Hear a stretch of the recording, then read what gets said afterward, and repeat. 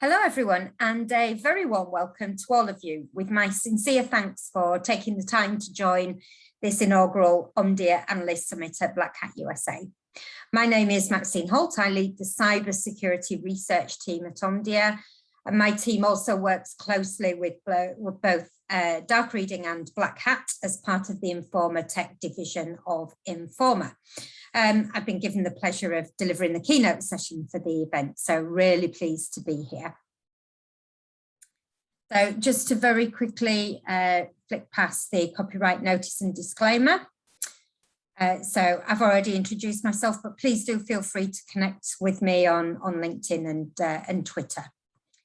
So I've got a pretty packed session for you today. I'll start with introducing the summit so you know what to expect throughout the day. Excuse me. I'll then move into the core of my presentation, which is focused on, I guess, the craziness of cybersecurity and how we can move from surviving to thriving amid the organizational evolution that quite frankly never seems to stop. So I'd like to continue the welcome with setting the scene. I never like to assume that everyone has the same understanding as me when it comes to a particular topic. So I'd like to start with defining information security and cybersecurity and how we've developed the Omdia cybersecurity ecosystem diagram, which you can see on the right here. So I think it really helps to bring into focus kind of the scale and complexity of cybersecurity.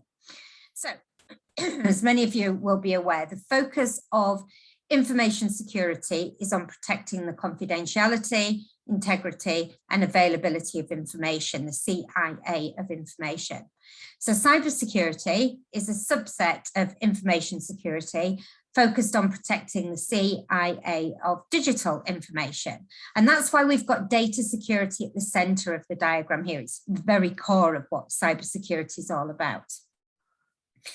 But then cybersecurity is surrounded by a layer of identity, authentication, and access security, where systems check that an individual or another system, of course, identifies themselves appropriately, that they are who they say they are through authentication, and that they should be granted access to that data. But of course, that's not enough to protect the CIA of information. So there are some more layers, starting with infrastructure security. So that's obviously on protecting the IT infrastructure from security incidents and breaches. And then we've also got security operations, or SecOps, that focuses on looking after the day-to-day issues to keep the organization secure. But it doesn't end there. There are overall approaches to security to consider, which is where enterprise security management comes in. And this takes into consideration the user community. So that's not just the workforce, which of course can be transient as well as permanent, but also the customers, the partners, the suppliers who've got access to various bits of the organization's digital systems and data. And so we have to take them into consideration. And then enterprise security management also considers the levers on security. So governance, risk, compliance on the left-hand side of the diagram. And if I pick up on compliance as an example, data privacy regulations in abundance around the globe. They're not security regulations though, but the security function does have a lot of the responsibility when it comes to providing the appropriate protection that those regulations demand. And then on the right-hand side of the diagram, you can see people, process, and technology. And this is about security controls comprising these three elements. We cannot rely on technology alone to protect the organization from security incidents and breaches. And I think what this diagram gets across is that cybersecurity is a subset of information security. It's a huge and really quite complicated area. There's a lot going on. And at Omdia, we've developed our cybersecurity services around this diagram. We continue to develop those services, which brings me quite nicely onto the presentations that my colleagues will be giving throughout the day. So on, hopefully, on the slide now, you can see the core sessions that we've got right now, so or coming up today. So these are a series of presentations that work kind of from the inside to the outside of that diagram. So, for example, we have Tanner Johnson talking about ransomware, recently described as a new terrorism, and he's talking about that in the context of data security. We have Eric Parizeau discussing SecOps priorities, and then right through to Adam Etherington taking a security services slice of cake, if you will, through the Omdia cybersecurity ecosystem diagram. We've also got 3 pretty impressive snapshot sessions. So Rick Turner covers some of the exciting emerging security technologies that are around. Cloud permissions management is one of them. And then he's also going to talk about enhancements to zero trust access, or ZTA. And then we also have our newest analyst, Holly Hennessy. She's going to talk about the expanding threat landscape of IoT in healthcare. And then we're not done there. We also have some fabulous interviews from some of our analysts with our key sponsors that I'm sure you'll enjoy. And then we're having a Q&A session at the end with some of the analysts. So please do join us for that as well.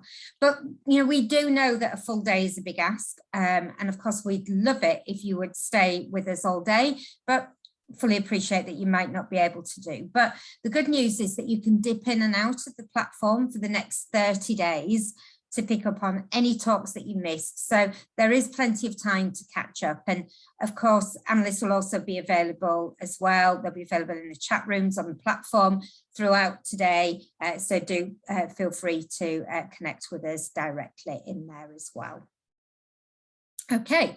So moving on to my keynote, and I think, of course, we're all very well aware of the pretty tumultuous events of the past 18 months or so. You know, what we thought of normal towards the end of 2019 has changed significantly, and normality has been reset, very much reset.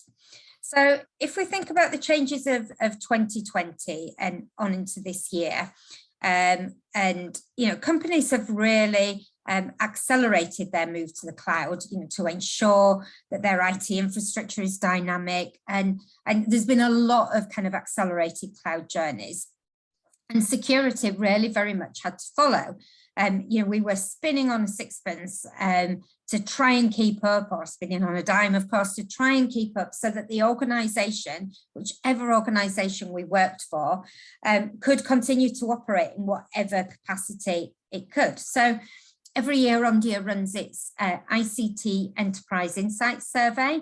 And the most recent version of that found that the business effects of COVID-19 had certainly accelerated organizational journeys to the cloud. And there's almost a third of organizations that class the adoption of cloud services as significantly more important than it was before the pandemic took hold. And business decisions happened really quickly. And I think assurance and security considerations were at best probably an afterthought, and the security function had to kind of join in this spinning on a sixpence, spinning on a dime just to get things done. We certainly found that many security requirements saw this kind of sticking plaster or bandaid being applied to get through the early days as best we could. And, you know, whatever had to be done quickly. Corners were frequently cut, and those corners were cut through necessity rather than anything else. And kind of why did this happen? And of course, every organization had to evaluate its kind of day one business requirements, so to speak, just to keep as many essential activities as possible going. And, you know, we're increasingly working away from company premises. So the IT functions had to evolve from kind of any number of on-prem applications and services to those that could be delivered remotely. And I think at first achieving this kind of speed of response, business continuity that would enable minimum viable daily operations was absolutely given priority over security and regulatory considerations. But What we're finding now is that this band-aid is being peeled back, and the InfoSec functions are often dealing with quite the kind of mishmash of security controls that were originally designed for an in-office environment in the main. Yeah, they might have been adapted on the fly, but they typically are falling short in the new environment. So they're not fit for purpose in the reset normality world, which effectively means that organizations are failing in their security responsibilities. So, you know, the pandemic has not only changed the way that we do work, it's also changed the ways in which organizations engage with customers. What's clear to a lot of us, I think, is that rarely does an organization seem to stand still anymore. So coming back to the Omdia ICT Enterprise Insights survey, this graph, this chart on the left-hand side shows the impact of COVID-19 on technology. So globally, we can see that the transformation of customer experience, right at the top of the chart, is significantly more important for over 3/4 of survey respondents. You know, it's the leading technological impact from COVID-19, and that's because innovation had to continue and still does continue right now. So organizations that can have had to evolve and even change the way that they do business. And the creation of digital capabilities is second on the list there. And that's because transforming customer experience also requires the creation or extension of digital capabilities, given that so many more businesses and services have moved online in the past year or so. We all expect to be able to do more and more online in this reset normality. One of the really encouraging things about this chart here and the survey that we did is that the management of security, identity and privacy is third on the list. We can't have transformative work going on in an organization without consideration being given to security and privacy. And the InfoSec function continues to do a pretty impressive job supporting remote working. Engagement with the InfoSec function is pretty good right now as innovation ramps up even further. So it's really encouraging to see that as third on the list there. So with these priorities, the security function absolutely needs more investment so that it can move from survival mode to helping the organization thrive.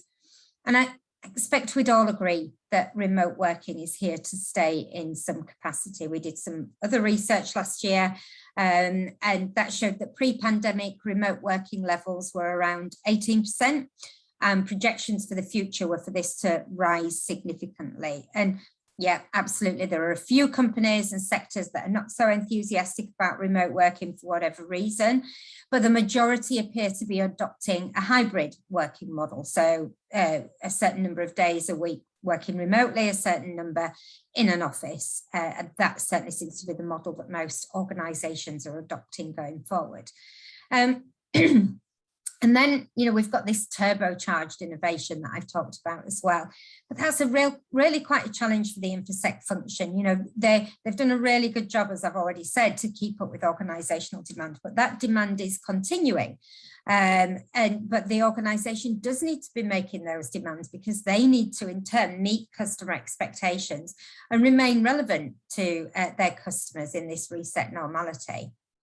So independently and together, these affect organizational risk. These two fundamental changes in the past 18 months or so are continuing indefinitely. The likelihood and the impact of threats needs to be considered to determine risk and controls, and those controls, of course, combine people, process and technology.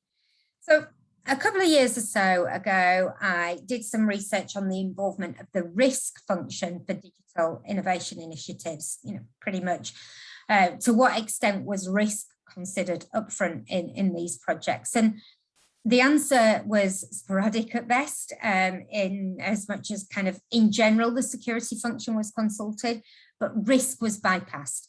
Not necessarily intentionally, but it really wasn't given enough thought, if any, at all. So I'd probably argue that when we look at remote working and increased innovation, kind of remote working is probably better covered from a security perspective than increased innovation, because the latter is more of an unknown. And kind of irrespective of whether the changes are known or unknown, the result's the same. There's more pressure on the InfoSec function to build or refine security controls using people, process and technology in today's reset normality.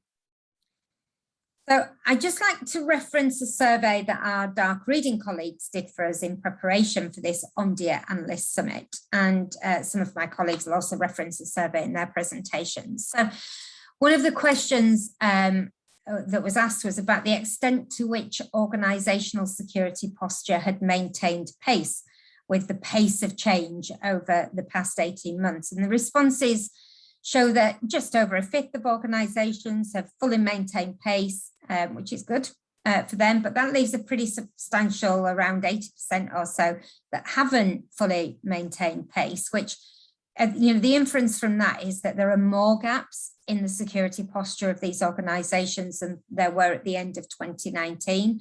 Security has gone haywire. Organisations really need to address this. So I've already spoken about some of the recent pressures that have been piled upon InfoSec functions from within, and I suppose beyond beyond the business in the reset normality world. But I think it's fair to say that cybersecurity is complicated. That applies to its kind of relationship status across the organisation. The InfoSec function so often was viewed as kind of the department of no, and lots of other examples like that. And it wasn't really very fair, because it was, it is a complicated world that we live in. But today we're seeing, many more attacks than we have done. The number of attacks continues to go up. And then with all of these other demands that there are from the business, it's getting more recognition, but there is the recognition as well that it is a complicated world. So one of the big pressures on the InfoSec function is to avoid the headlines. There are a few examples here of headlines that we've seen recently. I guess every day I could put a slide like this together, and every day it would look probably a little bit different. What we can be sure of is that security breaches are frequently headline news. These can impact individuals, they can impact organisations significantly. Some organisations, you could argue that their breaches have been self-inflicted. They might have poor security controls, a lackadaisical attitude to security. We still see that far too often. But sometimes the breach really is unfortunate. Organisations take security seriously, but they're targeted, and an attacker finds just one little gap in the company's armour to take advantage of. So, when we look at this slide, we can see all of these headlines. Organisations want to avoid being the subject of the next headline, and that's because they want their customers to trust them. And trust is made up of any number of components. These components are definitely subjective. So for some organisations, you could look at share price as an element of trust. So a data breach, especially of sensitive information, personally identifiable information, can at least temporarily damage share price. I'd also add that measuring trust isn't always tangible. It can be based on perception or feelings, and perceptions are frequently based on, again, what individuals read in the press, whether that's online or otherwise. And I think as individuals and as organisations, we should do with data that's held by our company the same as we would expect other companies to do with data about us. I want to be able to trust the organisations that I do business with, and your customers will want to be able to trust your organisation as well. So I briefly talked you through the Omdia cybersecurity ecosystem diagram earlier when I was welcoming everybody to the Omdia Analyst Summit. And this hub and spoke diagram here shows at least some of the complications that affect organisations from a cybersecurity perspective. So starting at 12 o'clock at the top with vulnerabilities. So, security flaws in software that can be exploited for nefarious gain. So I've highlighted here the US National Vulnerabilities Database, the NVD, which tracks known security flaws. And in June, there were just short of 2,000 new vulnerabilities added to the database, with around 160,000 entries in there now. It's a lot of vulnerabilities for sure. And then moving around clockwise, we then have ransomware. And I think rarely a day goes by without another ransomware attack hitting the headlines. We've got hospitals being shut down, and a lot more besides. We're seeing kind of unwritten, I suppose, boundaries that are being crossed in the quest for more and more ransomware revenue, whether that's coming from organized criminal groups, nation states or elsewhere. And we can then come to compliance. Mentioned compliance already. There's so many pieces of regulation, legislation around the globe that can really make your mind spin, your head spin. But I think the point is that the regulatory burden is only going to get bigger. It's only going to grow. And sometimes that regulatory burden will be conflicting between different countries, for example. So it's a headache that we absolutely have to be involved in dealing with. I've mentioned the accelerated cloud journeys that a lot of organizations have followed this past 18 months. And it's certainly led to more cloud delivered and cloud native security capabilities from tech vendors, service providers, and so on. Visibility is a key requirement in security, and knowing what's going on in cloud environments is very much part of this visibility. And then if we move on then to the skills shortage, it's omnipresent in cyber, and thinking about cloud security there as a great example. We know that security experts with the skills, the expertise, and even the qualifications in cloud security are really highly sought after, and therefore pretty expensive and often not in the reach of regular organizations. And I think as employers, we continue to fish in these very small ponds for these highly skilled individuals, and we should really be thinking about new approaches here. This has also bled into evolving SecOps priorities as well. So new generation capabilities, but that has ramifications on the tech stack in the SOC. We've got IT-driven OT attacks, so Colonial Pipeline, Florida Water, and many more. They're all now considered fair game for cyber attacks. And then we've got the potentially huge user community to think about. We need to understand, identify, and manage this user community, which of course can be customers, partners, suppliers, alongside the organization's workforce. And that only adds to the complications, but we can't operate without thinking about everything pretty much that's on this diagram here. And that's still not a complete picture. There's still a lot more to consider. So hopefully this gives you kind of a view of the complexity that each and every organization has to face when it comes to cybersecurity. So just going back briefly to Omdia's ICT Enterprise Insights Survey, one of the questions that we ask every year is how well organizations are doing on having a proactive approach to cybersecurity and digital risk. And we found that globally, across all sectors, although around 15% of organizations have a fully developed proactive approach to cybersecurity and digital risk, further 27% describing themselves as well advanced. You add those two together, it still leaves a pretty sizable proportion of around 58% that have got a substantially inadequate approach. That number varies very little year on year, which is, I think, why survivability is the main focus now from a security perspective for a lot of organizations. There's so much to do, so much to think about, that it's really difficult to move on to thriving, but it's not impossible. So to try and bring all of this together, kind of the bandaid that was put in place for much of 2020 has been peeled back throughout the first half of 2021, with both the risk function, the infosec function, and plenty of others taking a look at the existing security controls to see if they mitigate the risks appropriately, revising them where they need to be revised. And kind of to put it into a nutshell, the deployment of manageable and sustainable cybersecurity is very much the focus today.